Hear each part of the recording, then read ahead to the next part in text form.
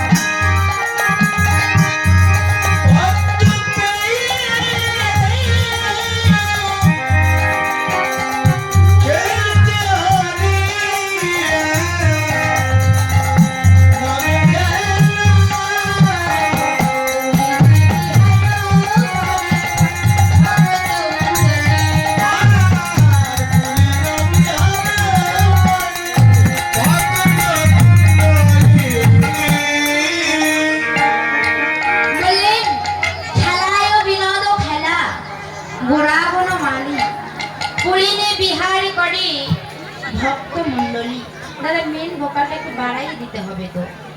হরি রাধে রাধে নিতাই বল, হরি বল। খেলায় বিনোদ খেলা, গোড়া বড় মালিক পুলিনি বিহারি করে ভক্ত মণ্ডলী। তাহলে বললেন খেলায় বিনোদ খেলা। বিনোদ কথার অর্থ কি বাবা? বিনোদ কথার অর্থ হচ্ছে নতুন, এবং বিনোদ কথার অর্থ আবার একটি আছে, সেটি হচ্ছে বিশেষ। তাহলে গোরাঙ্গ মহাপ্রভু আমার যখন গোচরণে ছিল তখন সমস্ত সখাগণকে সঙ্গে করে নিয়ে গোচরণের খেলা খেলা করত। তাহলে নদিয়ার মাঝে এসে কি এমন নতুন খেলা খেলা করছে? বৈষ্ণব পদকর্তা লীলাটি দর্শন করে বললেন, আর সে অন্য কোনো খেলা নয়, সেই খেলাটি হচ্ছে আর কোনো খেলা নয়, এই মধুমাখা সুধা মাখা হরি নামের খেলা। নিতাই গৌর হরি বল, হরি বল। তাই বললেন খেলায় বিনোদ খেলা গোড়া বনমালী। বনমালী অর্থাৎ গোড়া মহাপ্রভুকে বুঝিয়েছে। মহাপ্রভু খেলায় বিনোদ খেলা ওই সুরধনির তীরে বললেন পুলিনে বিহার করে ভক্ত মণ্ডলী।